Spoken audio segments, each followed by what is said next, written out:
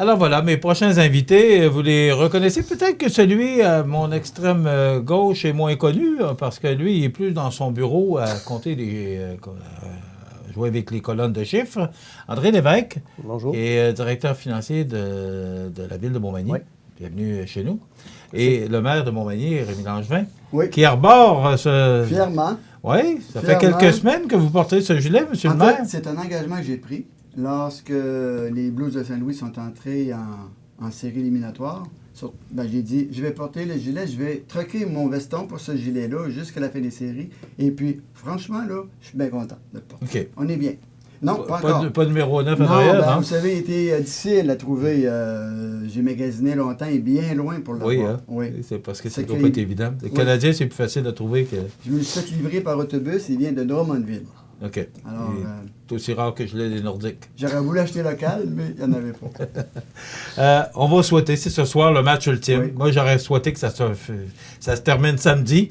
Mais à chaque fois qu'on voudrait qu'ils gagnent, ils perdent. Alors, c'est tout un match ce soir parce que c'est le 7e match, le match ultime. C'est un ou l'autre. C'est ce soir qu'on va connaître le gagnant. Ah, là, c'est certain. Et puis, M. Leroy, il me demandait si j'avais la foi. J'ai dit, vous savez, la foi, elle se développe quand on est à veille de mourir. Alors, à soir, ça passe ou ça casse. Fait que j'ai la foi. OK. Faut le voir comme ça. Mais j'ai la foi aussi. Bon. Mais là, il faut être réaliste aussi. Boston, c'est quand même toute une équipe. Oui. Et on va être sur la glace de Boston ce soir. Donc, histoire à suivre, mais on n'est pas là pour parler de hockey. On est là, oui, ça patine un peu parce que on pourrait dire que notre directeur des finances est un excellent joueur parce qu'il doit patiner dans les coins pour ramasser tout ce qu'il peut comme argent. On parle de un léger surplus. Dans les nouvelles, ce matin, moi, quand j'ai fait lecture de la nouvelle, c'est un léger surplus, 700 000. André Lévesque? Oui. Un léger surplus, c'est 700 000? Oui, c'est léger. Oui, surtout qu'on a un budget de 21 millions, c'est pas beaucoup, c'est pas un gros pourcentage. C'est sûr qu'on n'opère pas une municipalité en vue de faire des surplus, des profits. C'est en vue de donner des services. Sauf qu'on ne veut pas arriver à zéro absolu. Hein. Dans le fond, un surplus permet justement d'avoir dégagé justement des marges de manœuvre pour bénéficier des opportunités qui s'ouvrent ou des fois on a des investissements à faire. Bien, avec des surplus accumulés, justement, ça nous permet d'avoir des opportunités, justement. Bon, moi, ce que je veux comprendre, léger surplus, c'est un profit. Oui. Si c'était une entreprise, ce serait un profit. Oui. OK? Alors, on fait 700 000 de profit ou de surplus. À chaque année, on fait un surplus. L'année passée, il était de combien? 835 000. Pardon? 835 000. OK. Donc, ça veut dire que là, on a 1 500 000 dans les coffres. Pas nécessairement. Alors, expliquez-moi. C'est ça que je veux comprendre, parce que là, les gens disent « Ah, mais là, on a de l'argent dans les coffres. » À chaque année, on fait un surplus. Mais en même temps, Michel, ce qu'il faut savoir, c'est que lorsqu'on planifie un budget, on le planifie normalement pour avoir un budget équilibré.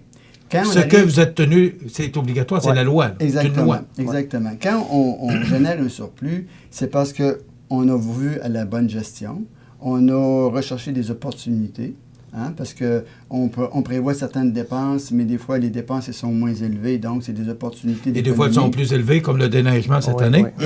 Et les revenus, des revenus de taxation qui nous arrivent en cours d'année parce que l'économie, les investissements, ils sont au rendez-vous. Les gens, ils rénovent et les permis nous permettent d'aller chercher des argents supplémentaires qu'on ne peut pas calculer lorsqu'on confectionne notre budget. Vous savez, on ne peut pas dire « Ah, ben on va calculer 300 000 de revenus de taxation de plus parce qu'on a mis tant de permis. » Non, on ne peut pas baser un budget sur, des chiffres qui ne sont pas connus, des chiffres qu'on pense qu'on va avoir. Donc, c'est pour ça qu'en cours d'année, ces revenus-là entrent, et c'est ce qui occasionne les additions des économies, des opportunités et des revenus supplémentaires suite à des rénovations. C'est ce qui vient faire un surplus. Bon. Ben, je pense l'avoir bien expliqué. Parfait. André, moi, la question que je vous pose ce matin, c'est qu'on fait un léger surplus de 770 000. C'est 135 000 de moins que l'année passée. Oui. Mais les dépenses sont de 218 000 meilleures que l'an passé. Oui. Alors, expliquez-moi pour que les gens comprennent bien comment ça se passe. On a moins de surplus, mais on a moins de dépenses. On a moins de dépenses, mais on a fait des virements dans nos réserves. On a des réserves financières pour Ce que je mentionnais tantôt, c'est qu'à chaque année, on fait un surplus, donc on a des réserves financières. Oui, on se fait des réserves financières en prévision de certaines dépenses à venir. Par exemple, je vais vous donner un exemple, la vidange des bassins d'épuration des eaux usées. Donc, c'est sûr qu'on fait l'épuration des eaux usées dans des bassins, mais ça fait des sédiments. Il faut les vider régulièrement, à peu près aux 8 ans. Ça coûte 500 000 à faire.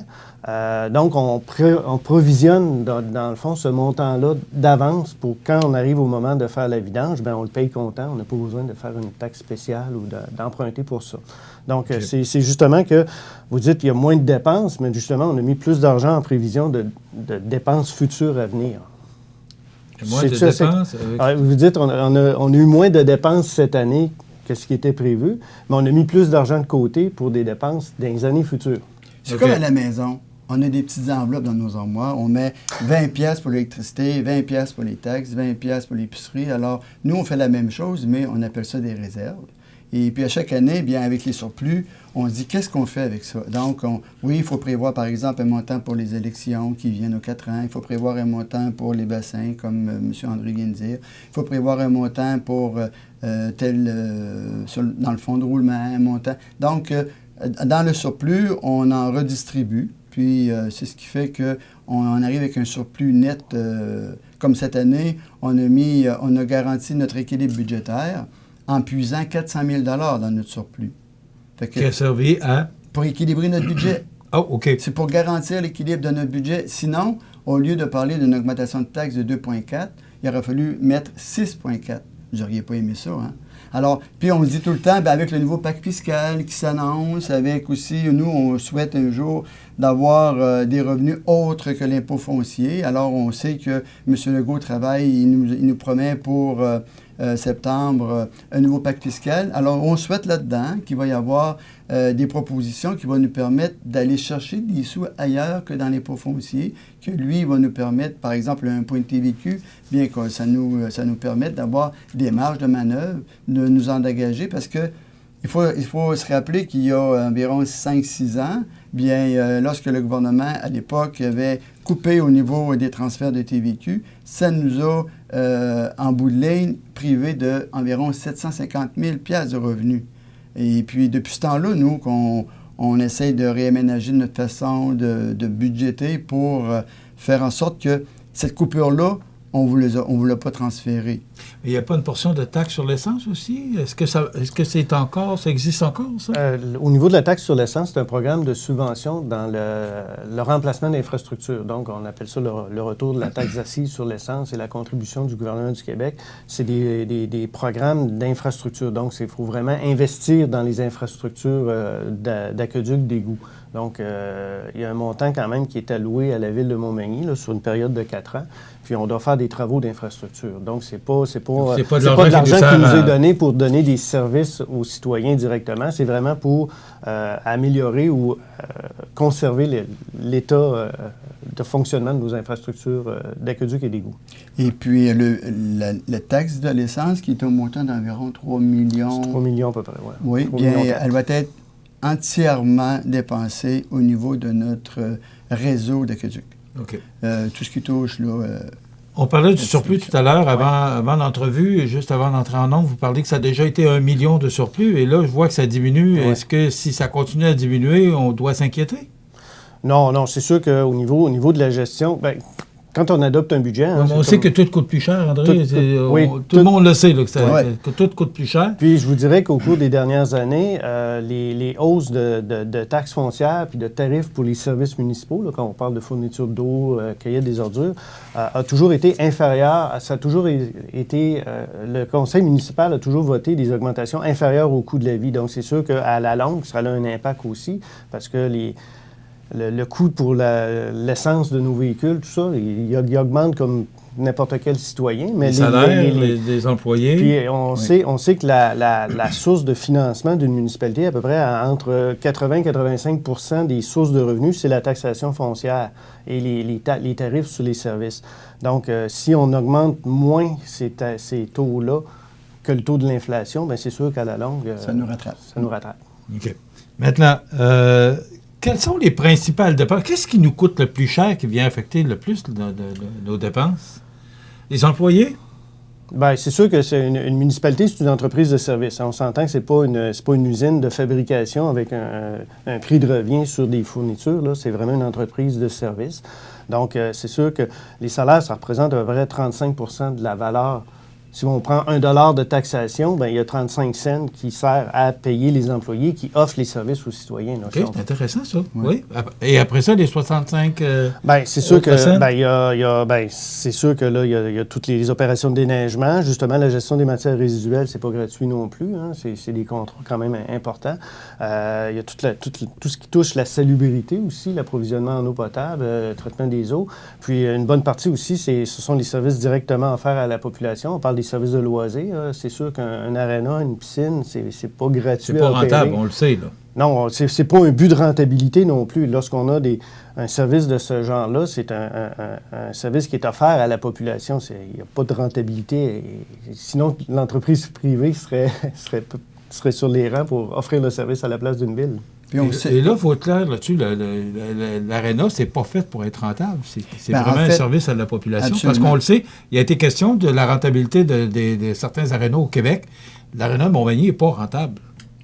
Tous les services municipaux, c'est vraiment... Il faut voir ça comme étant un pôle d'attractivité, d'avoir une aréna, d'avoir une piscine, d'avoir un terrain de soccer, d'avoir un terrain de tennis. Et puis, on sait qu'aujourd'hui, on nous reproche les gens qui viennent nous visiter, qui voudraient venir s'établir chez nous, bien, qu'est-ce qu'ils regardent en premier? C'est les services éducatifs, les services de santé, les services de loisirs, les opportunités pour que leurs enfants puissent grandir dans un environnement qui va leur donner des défis de développement, etc. Donc, on est aujourd'hui là à la croisée des chemins où il faut réfléchir sur une vision, un projet qui va faire en sorte que les gens ils vont y trouver ce qu'ils recherchent. Et puis, c'est là-dessus qu'il faut tabler aujourd'hui.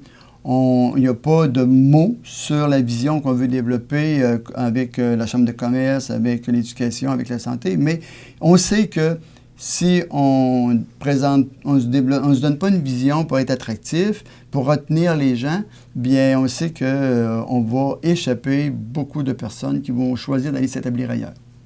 Il y a beaucoup ou plusieurs développements domiciliaires, entre autres dans l'Est. Là. Oui. Bon, ça fait des payeurs de taxes de plus. Oui. Est-ce que il y a plus de monde qui paye de taxes? Oui, puis il y a plus de... Parce que la ville grossit. Oui, puis il y a plus de monde qui sont branchés sur les services aussi, là. Il faut s'entendre. On a des recettes de taxes, mais c'est des gens qui sont branchés sur les services peut-être qu'il y a une question, André. À partir du moment où on a une nouvelle résidence qui s'établit, un nouveau payeur de taxes, et par rapport aux dépenses que cette personne-là va... des services... Est-ce que c'est rentable ou... Bien là, c'est pas une question de rentabilité. Là. Je pense que là, on s'engage... C'est-tu plus payant d'avoir une nouvelle maison par rapport aux dépenses que ça implique? Bien, je vous dirais, on a une population d'à peu près 11 500 habitants, là, avec la qualité des services qui sont offerts à Montmagny, puis le coût des services qui sont offerts à Montmagny, on pourrait conserver on pourrait desservir une population beaucoup plus grande avec les services qu'on a actuellement. Donc, quand vous dites c'est-tu plus rentable d'avoir une nouvelle maison, oui, c'est sûr. Amener de la population, amener des nouveaux investisseurs, c'est sûr, on a la capacité, puis ça ne coûtera pas nécessairement plus cher, comme vous dites. Là. Okay. Si je suis un peu votre oui, mais c'est ça que je l'entends. La réponse me satisfait parce que ça veut dire que plus on va avoir de résidents, plus ça va être rentable pour la ville, parce qu'on a déjà les services qui sont déjà établis. Quand vous dites rentable pour la ville, c'est rentable pour la population en général, on s'entend. En fait, nous, on est capable de desservir une population de 15 000. Si on avait un boom de développement et qu'on montait à 20 000, on va être dans le trouble, parce qu'on n'a pas les infrastructures pour répondre à 20 000. Mais à 15 000, ça ne nous amènera pas à réinvestir, par exemple, dans notre système de traitement d'eau, dans notre système d'épuration. Mais c'est sûr que quand on a un gros boom, ça demande des infrastructures. Je vais laisser le temps à mes invités de prendre de grandes respirations. On va parler de la dette. Surtout, il y a eu 554 permis qui ont été délivrés. J'ai hâte de voir si ça a augmenté ou si ça a diminué. On revient avec nos invités. André Lévesque, directeur général de la Ville, et le maire de Montmagny. Alors, mes invités, c'est André Lévesque. J'ai dit directeur général, je m'excuse, c'est directeur des finances. C'est pas la même chose. Directeur général, on sait, c'est M. Félix Michaud. À moins que vous vouliez être directeur général. Pas vraiment intéressé. Et le maire de Montmagny, Rémi Langevin. On dit qu'il y a eu 554 permis qui ont été délivrés en 2017. Mais là, c'est le rapport de 2018. Ouais. Alors, expliquez-moi, d'abord, est-ce que il y a eu plus de permis délivrés, parce qu'on sait que c'est payant pour la ville? Absolument. Plus ou moins. Et pourquoi 2017? Bien, c'est sûr que lorsqu'un citoyen vient prendre un permis, c'est pour faire les travaux dans l'année en cours, mais l'impact sur les finances va avoir lieu l'année suivante parce qu'on donne quand même un délai avant que l'évaluateur passe, fasse la mise à jour de l'évaluation foncière de la propriété, puis l'impact se fait tout le temps un an plus tard.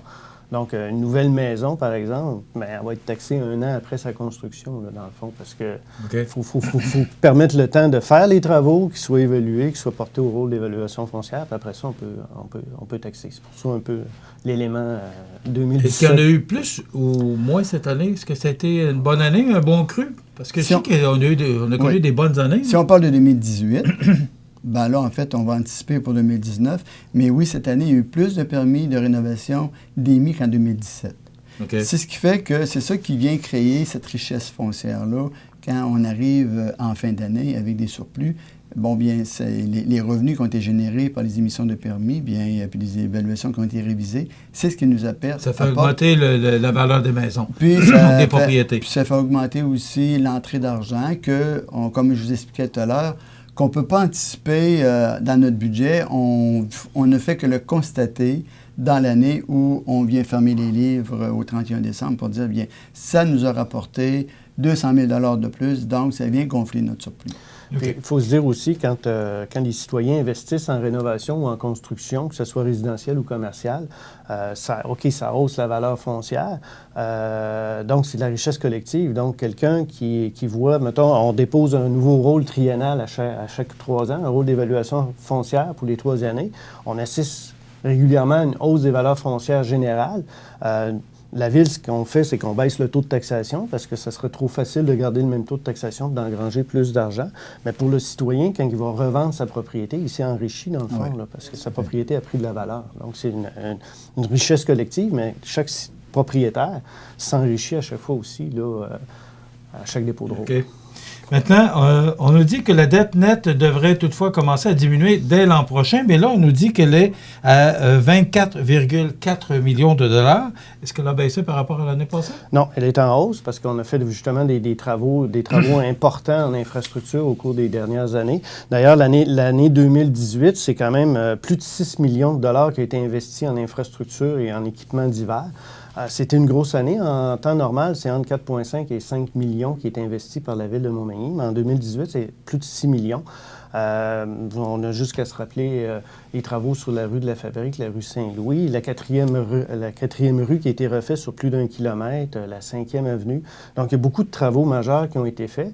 Mais on disait tout à l'heure qu'on avait des subventions, qu'on avait de l'aide pour ça. Oui, c'est ça. Ça ne réussit pas à compenser pour... Ça compense en partie. C'est sûr que la Ville doit assumer une partie de cette dette-là, mais lorsque des programmes de subvention du gouvernement du Québec, c'est pas de l'argent comptant que la Ville reçoit. C'est que la Ville contracte un emprunt au nom du gouvernement du Québec et le gouvernement du Québec rembourse cette dette-là sur 20 ans. Donc, c'est sûr que c'est pour ça qu'on parle de dette nette, là. C'est qu'on enlève la part qui appartient au gouvernement du Québec pour arriver au montant de dette nette. Mais c'est jamais subventionné à 100%. Des travaux d'infrastructure, les gouvernements ne sont pas assez généreux pour subventionner. Ça joue comme sur la 4e rue, c'était à 66 %. Alors, sur 4 millions, bien, il y a presque 1,8 million qu'on doit assumer comme ville. Mais par contre, c'est une belle opportunité pour améliorer notre réseau. Parce que récemment, on avait une rencontre avec les services techniques qui nous présentaient l'ensemble de notre réseau, puis les besoins là, de réparation, puis de mise à niveau. Et on aurait pour 35 millions. Alors, on ne passera jamais à travers. On ne pourrait jamais dire qu'un jour, on va avoir fini, mais au moins, là où c'est plus payant de faire des travaux, c'est quand notre réseau est bien identifié par notre service technique qu'il est prioritaire. Et c'est ces priorités-là qui sont subventionnées par le gouvernement. Les autres, on ne pourrait pas dire « Oh, on va faire la politique, on va faire cette rue-là. » Si elle n'a pas été identifiée prioritaire par notre service technique et déposée au niveau du gouvernement, elle ne pourra pas coter pour une subvention. On dit que si on n'avait pas économisé, on aurait monté, si on n'avait pas eu les subventions ou l'aide, on serait à 25,6 millions. Mais là, vous dites que ça devrait baisser l'année prochaine. Oui, c'est sûr. Il me semble que vous m'avez dit ça l'année passée. Oui. Oui. Est-ce que vous pensez qu'on va finir par... Parce qu'on doit avoir une capacité par rapport à la dette. Vous parliez tantôt de per capita. Là. Oui. On doit avoir, à un moment donné, un plafond par rapport à la dette où Bien, on dit qu'on est les moins endettés, qu'on est en bonne situation. Là. Oui. C'est une bonne, bonne question parce qu'il faut faire aussi la distinction. Quand on parle que notre remboursement de la dette est à un niveau de 15,4 de notre budget, alors que la moyenne des municipalités est à 19,5 c'est pas une bonne nouvelle quand on prend 19,5 de notre budget pour rembourser la dette. C'est parce qu'on est très endetté. Alors, pour faire la distinction, c'est pas parce qu'on a un pourcentage élevé de remboursement de la dette qu'on est une municipalité qui gère bien. Et c'est au contraire. C'est que plus notre pourcentage de remboursement de la dette est bas, moins que l'endettement est sérieux par rapport à une ville. Et là-dessus, bien, il faut juste dire que, vous savez, il y a deux façons de voir les choses. Ou bien on baisse la dette et on n'investit plus, ou bien on prend des opportunités, comme je vous expliquais tout à l'heure. On a un réseau qui a été évalué, on a des priorités d'intervention. Si le gouvernement nous dit, bien écoutez, vous auriez le droit à telle subvention pour la rue prioritaire YZ, bien, on a deux choix. Ou bien non, on passe à côté, puis ça se détériore, puis la subvention est passée, puis on ne l'a pas faite, puis on le paye à 100 %.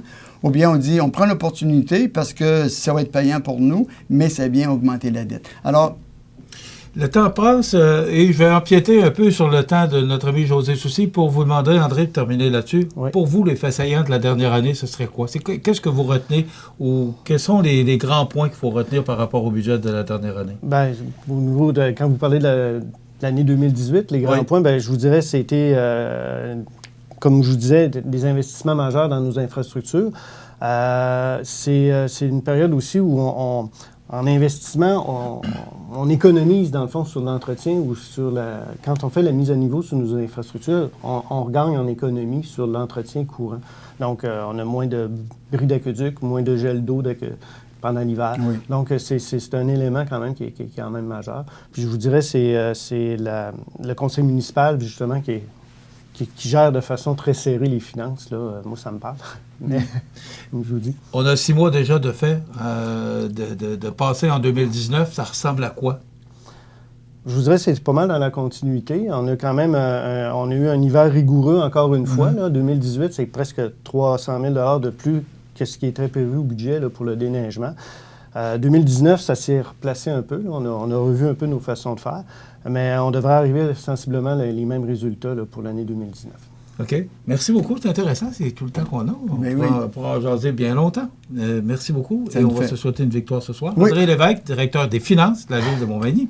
Et Rémi Langevin, maire de Montmagny. Merci. Merci. Et au plaisir de vous revoir. Vous pouvez venir me voir, M. Lévesque, quand vous avez des bonnes nouvelles à nous annoncer. Vous êtes toujours le bienvenu. Oh, ben, M. le maire est pas mal meilleur que moi pour... Mais on pourra organiser une autre visite à l'Hôtel de Ville. Oui, sûrement. Merci, messieurs. Merci. Voilà, ça complète.